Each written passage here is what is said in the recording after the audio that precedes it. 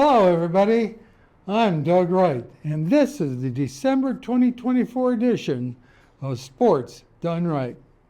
This is Sports Done Right. SCTV sports anchor Doug Wright brings you expanded coverage of Sun City athletic action and introduces us to some of our Sun City neighbors who share their sports stories. This month marks the end of a year of great sports achievement here in Sun City. As we prepare for 2025, we should take to heart of the words of the ancient Greek physician Hippocrates, who, in addition to authoring the Hippocratic Oath taken by doctors through current times, once said that a wise man should consider that health is the greatest of human blessings. And let's all consider maintaining that consideration in 2025 and beyond. The Sun City Softball Club staged a celebration of our resident veterans on November 11th. 6 teams made up exclusively of veterans played exhibition games at the aptly named Veterans Memorial Field amidst a flurry of other entertaining activities. We were there to catch the action. Oh, say, can you see by the dawn's early light what so proudly we hailed at the twilight's last gleaming, whose broad stripes and bright stars through the perilous fight o'er the ramparts we watched were so gallantly streaming, and the rockets with glare, the bombs bursting in air, gave proof through the night that our flag was still there. Oh, say does that star-spangled banner yet wave o'er the land of the free and the home of the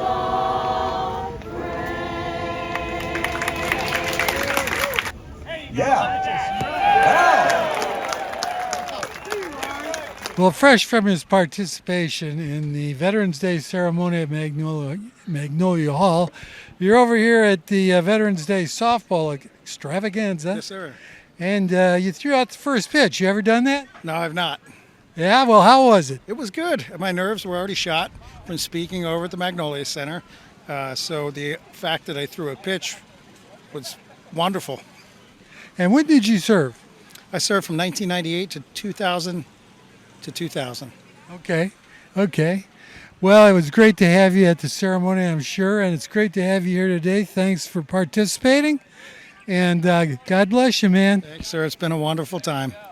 Well, Mitch Sachs, once again, you are the organizer of Veterans Day celebration. 3 softball games. Tell us about it and what's going to go on. Well, again, this is the love for the veterans of all the players in Sun City. It's for the veterans in general, but it's nice to have all the players that are playing veterans, which is great. And it's for fun. They come out. Some of them are still in some of the playoffs, so they're not going to maybe play as hard as one, but that's fine. It's just for the camaraderie and everybody enjoying the day. Toys for Tots, already we've loaded 4 boxes, which is great. And, with all the free hot dogs and all that, that's good. Well, listen, you got a lot going on, including a bake sale that the Women's Softball League is sponsoring. So we're going to wander around and catch a lot of the action, but want to thank you for doing this every year. This is your what? 6th. This is my 6th one. So from now on, the only main things that I'll be doing for the softball club will be doing my backpack buddies, 1-pitch tournaments, and the veterans. So I want to keep that going and make sure that it's done the right way. Okay, well, we appreciate it, Mitch, and have a great day. Thank you very much.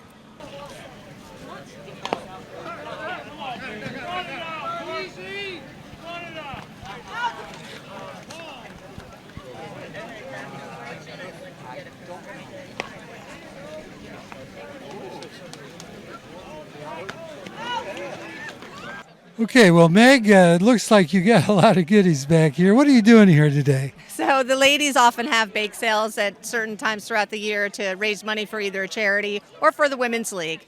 And we got a lot of bakers. We have over 20 bakers, and anything you want, you can find here in the baked goods.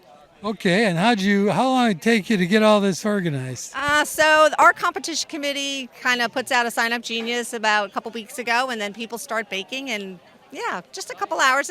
We've got it down to a science. And today's beneficiary is?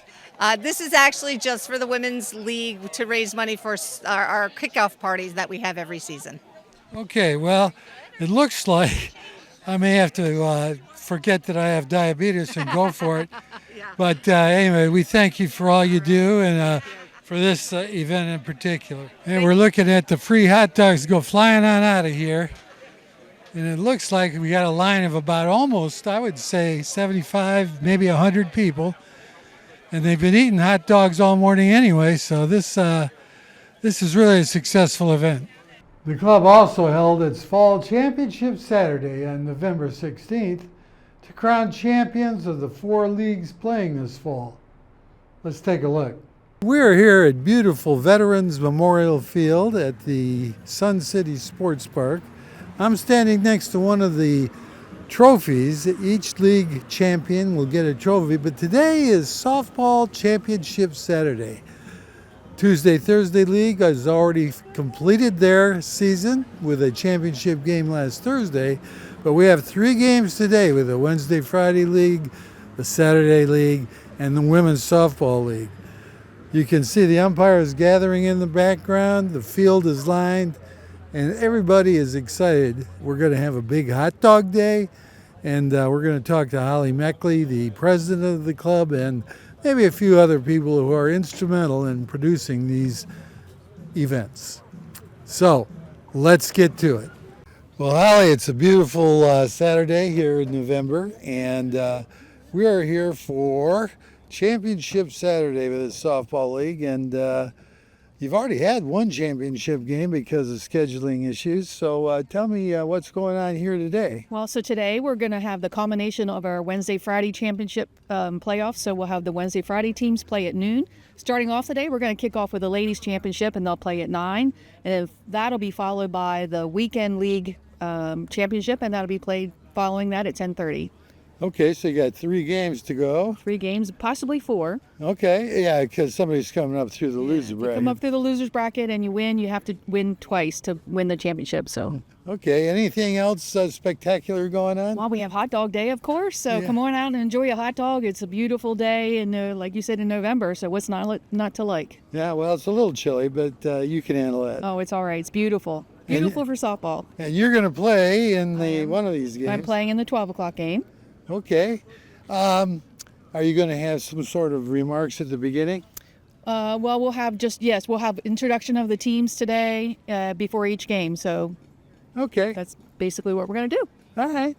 Well, listen, we look forward to it every year, and we're going to try and catch some of the action and the hot dog, business that's going on, and appreciate your time. Great. Thank you, Doug. Have a great day. You too. Good luck. Thank you. We're here with Rick LeBou, and Rick, you're over here all the time, and I understand that you're going to be the incoming secretary in these elections, which are ongoing.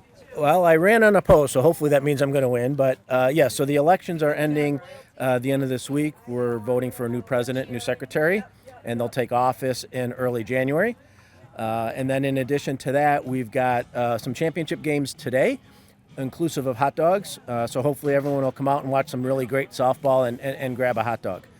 One of the other and last exciting things that we have for this season is we have a north-south rivalry set of games. Anyone who lives on the north side of 278 plays against the south side of 278 for bragging rights for the year.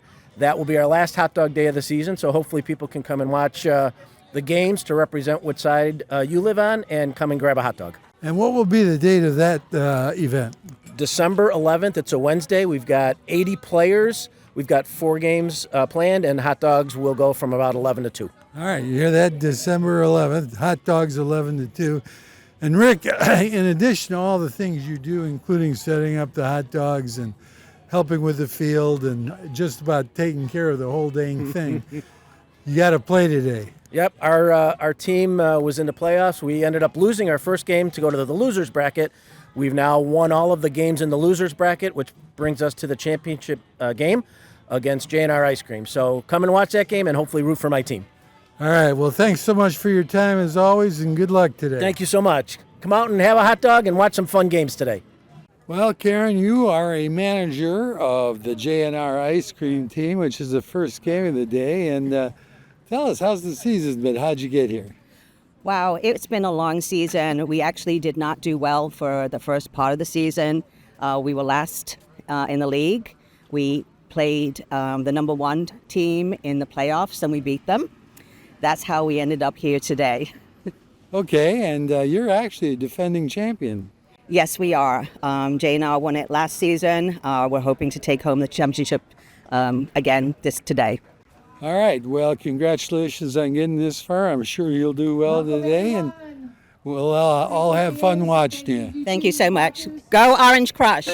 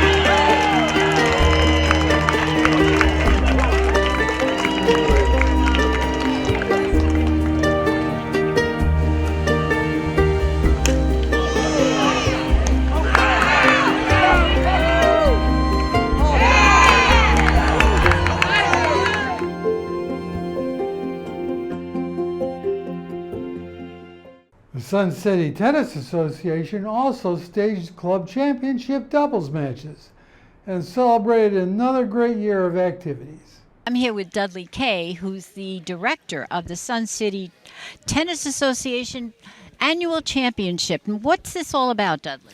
Well, we're trying to get the best players out here to determine really who's got the goods to call themselves champions. But actually, behind the scenes, what we really want is good fun, competitive atmosphere, but camaraderie all the way around. And I would say this year, we reached those goals in spades. It was glorious. Well, you had absolutely fantastic weather, except for one rainy day. And how many categories did you have? Well, that's the difficult part when you have rain. We had nearly half of our players playing both same gender, women's, men's, and also mixed. So when you have a rain date, you ask, can you play twice in one day? And we're in a senior community, and that's a tough question. But everybody came through. We made up the rain date, and we played off 5-0 women, which is 2-2-5s. You know, you add these together.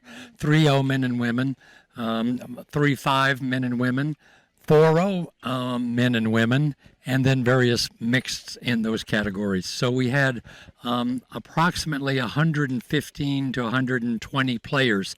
And the reason I say the range is injury, emergency, sickness. We know that's going to happen over the course of a week. And we had people standing by to fill in or to play for fun, knowing that if they were subs, you couldn't win the championship. Okay. Well, enough about you, Dudley. Let's go talk to some of the champs, okay? The ones we want to talk to first would be our men's 4-0, 8-0 doubles champions. Okay. Well, I'm here with Bob Swank and Tom Litke, and they are first place champs in the 8-0 men's category. So, congratulations, guys. Thank you. So, was the competition tough? Very tough. We got off to a good start today and played very well, and then they stuck right in there and came back and played very well the second set, and we were very lucky to get the third set. Okay. And Tom, how many other people did you have to play before you got to the finals here? We had 2 other matches, very good matches as well. And then today's, as Bob said, was a very tough one all the way to the wire. Okay. But you got the trophy. We got the trophy. We'd like to thank Dudley and everybody who did such a great job running the tournament. I really appreciate it and really enjoyed the great job that they did. Well, congratulations, guys. Thank go you so and celebrate now. All right, we're gonna. Thank you. I'm here with Cindy Good and Deborah Murray, and these ladies in blue are the winners of the 7-0 Ladies Championships. Congratulations, ladies. Thank you very much, Norma. Okay, so what kind of tough competition did you have to go through before this? Well, when you consider Jody and Betty, I mean, we pulled it off in a third set tiebreaker. It could have gone either way. And this particular match was hard because we were playing our teammates on the other side, the 140 and under, and we're 140 and over. So, well, gee, yeah, you did pretty well for 140 and over. Yeah, this girl here is a pretty good. So you beat my teammates, huh? well, you know what? They are all great opponents, and it's a very cordial, friendly match. I mean, we all played hard. We played to win, but at the end of the whole thing, we walk off the court and we appreciate each other for our great play. And you know what? Tiebreakers are tough. They can go either way, but you girls did it. Congratulations, ladies in blue. Thank you. You know what it did? It showed that 3-5 tennis, ladies tennis, is alive and well. It was a wonderful tournament. Well, great job, ladies. Yes, and thank you to Brett and Steve Sandyke and Dudley for all their hard work. Really appreciate it. Thank you. Okay. Thanks, ladies. Thank you. I'm here with Dave Bogan and Gary Huntermark, and they are the winners of the 6-0 Men's Championship. Congratulations, guys. Thank you very much. Appreciate it. So how many players did you have to play? We had to beat 4 teams to get here. Whoa. And how was this tough, this last one? The last one was the toughest. You know, they took us to the mat. Okay. So how does it feel to be a champ? Feels great. It's an honor to play with Gary, by the way, as well. Oh, nice. Very, very nice. And I hear you have to go and play another championship. Pretty soon. Oh, my gosh. So am I going to be interviewing you again? We'll see. We'll see. And I was a last-minute substitute for John Tatey, who got injured. So that's the only way I got to play with this young man who's a tremendous player. Okay. Yeah. Well, I was watching some of your plays, and you both were tremendous players. Congratulations, guys, and go and enjoy and celebrate. We will. Thank you very much. Thank you. Well, I'm here with Joyce Adams and Deb Campbell, and these ladies are the winners of the 6-0 championships. Congratulations, ladies. Thank you. So how long did it take to get to the finals and win? We had 3 games this week and 1 today, and we pulled it off. Wow. All right. Playing real hard, huh, Joyce? Oh, yeah, real hard. First 3 matches were kind of easy. They put us in the super senior division. So this last match for championship was our hardest match, but we prevailed. You prevailed. Yeah. Okay, what'd you do to prevail? What techniques did you use, Deb? I don't know. Joyce just put it away, that last shot. That was a winning shot. And I think I'll dream about that tonight. Well, I think it takes more than one shot to win the finals, but obviously you played really well together. Yeah, we put it where they weren't and kept them moving. We all really had good points. Well, congratulations, ladies. Go and have some champagne and celebrate. Some Fireball? Thank you. Some Fireball. Yep, you go. Thank you. Thank you, ladies. The Bocce Club also held its fall championship tournament and picnic. A little extra activity this morning, November 23rd Saturday, at the bocce courts, because this is the first annual, hopefully annual, competition among various communities and our own Sun City Bocce Club. And it's a first, but it's, as you can see, there's plenty of activity. We're going to try and catch some action and talk to some of the participants. So let's get started. Well, Roy Powers, we're here on a brisk Saturday morning here for the Bocce Championships. Tell me exactly what's going on. Well, today we have the Bocce Sun City Open Tournament. We invited communities from 3 other communities: Hilton Head Lake, Penn Lake Plantation, Margaritaville, and Hampton Lake.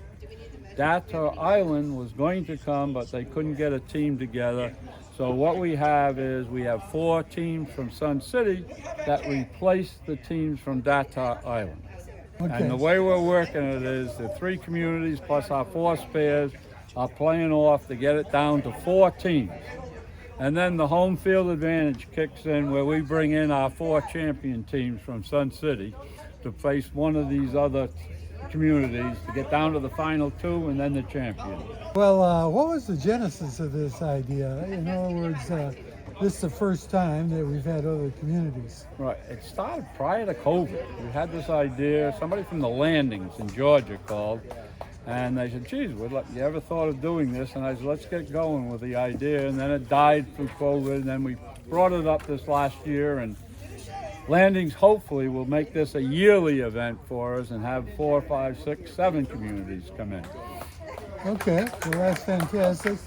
And after this is over, about noonish, what happens then? Then we've got our biannual picnic, and thank God we moved it into Pinckney Hall, so it's going to be a little warmer in there. Yeah, you got a little wimpy this year. That's all. We got a little wimpy. Well, it was the rain last year that's fouled us up a little.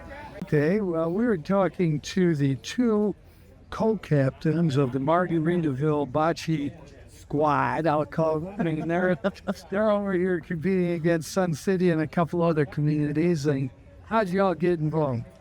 Well, I met Roy Powers at a Patriots game over tailgaters. And from there, he called me and he said, what do you know about bocce? And I'm like, oh, my cousin is the right person. So from there, Roy invited us all to Sun City to join in on this first initial Bocce tournament that is due into communities. So we're strong happy to be here today. Yeah, I'm from Ohio originally, so, I got it back the Browns, but that's it's not good. Well, listen, so how did you get involved in the whole bocce scenario here? We started out 3 or 4 seasons ago like this. And it was a smaller group, just our neighborhood. We put together 10 teams. We had 40 people, and that has now grown to 40 teams and 240 people, 2 separate nights. In 2024, we also profiled residents who have had and continue to have outstanding achievements in sports. Here are a few clips of people we talked to this past year. Down here they had, when I moved here 8 years ago, they had Beaufort Jasper games, which were held at the high school. And I got a couple little medals in that, but nothing spectacular. And then I found out about the South Carolina Senior Games, which are every year in Florence, South Carolina, at the Florence High School. There's a lot of other sports there, and I'm just a track guy, so I ran there. And the first year I didn't do so good. I had bad knees if I was ready to quit.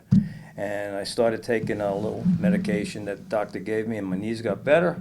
And in 2021 and 2022 now, I ran the 50s meters, the 100 meters, and got the gold medals and a little jump.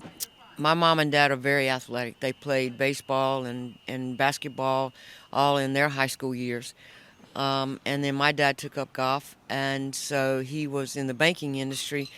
So at that time, banks were closed on Wednesday afternoons and Saturday afternoons. So on Wednesday afternoon, he'd grab me from school, and I'd go caddy for him. So as he would go to putt, I would run up to the next tee, and then I would hit. So I kept bruises on the side here because the golf clubs were too long. So that's how I started at 8 years old. Did you have brothers and sisters to compete with? I do. I have 2 younger sisters. And yes, we competed. We have a very competitive family. I was an equestrian, and at age 14, I had a terrible accident and broke my back in 3 places. And it ended my equestrian career, because one more fall and I could very well have been crippled. Right. Yeah. So I then turned my energy more towards the little white ball. Okay. And when did you actually get into really competitive golf? I was 7. Really? Yes. I played my first state championship at 7 amongst the big kids, It was fun.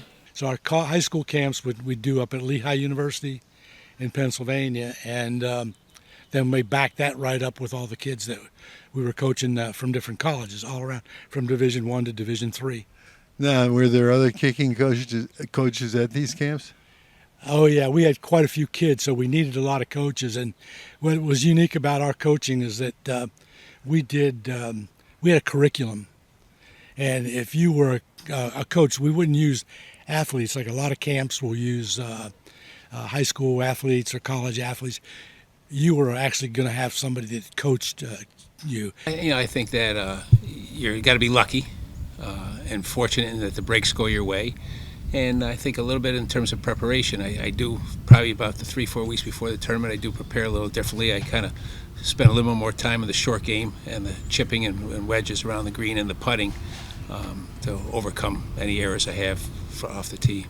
I played on the final day. I played with Donna Rosehart and Barb Hesimovich, who is a wonderful golfer from Massachusetts that I've long idolized from up there. And I had a good lead coming out, and I just was on autopilot. And then when the pressure starts to mount a little bit, the shots start to go a little errant. And I gave up some strokes and ended up having to go to a playoff hole with Barb, who is just such a solid golfer and solid person. And I was just able to do what I can and pull out a par and win. And Great. Like I said, I'm back as an independent contractor with Westwood One, and they do all the national radio games. If it's Thursday night, Sunday night football, Monday night football, and all the games that they play in Europe or elsewhere, they're going to be in Brazil this year to open the season. They hire the talent for that. So we went over to Frankfurt, and we did 2 games, actually. We were in Frankfurt for like 10 days. We did the Chiefs and Miami, and then hung around for, it was the Jaguars and the Patriots. The league was founded approximately 5 years ago. I participated in it for 3 of the 4 seasons, and they had a COVID pause. I felt that the league was too nice of a organization and too fun to just see it go to the wayside. So I approached the previous commissioner and had a conversation and decided that, I'll take up the gauntlet and we'll move forward and reopen the league. And that was in the fall of 2021. I ended up, by the grace of God, ending up at Penn State, where I played club hockey in the late 70s, early 80s. And it was a magnificent experience for me because I became the vice president and the president of the hockey club, which kind of gave me this passion for sports administration, sport management. Little did I know that was going to end up being my career. I went to Penn State to be a nuclear engineer. Wow. So, back in those days, we referred to that as pre-business. And one final thought for 2024. We all hope to celebrate our health as the greatest of human blessings. But please keep in mind also the words of Roman Emperor and noted Stoic philosopher Marcus Aurelius. He posited that kindness is invincible, provided it's sincere and not ironic or an act. We can all go forward into the new year with that in mind. That's our show for this month. I'm Doug Wright, and I'll see y'all next month on Sports Done Right.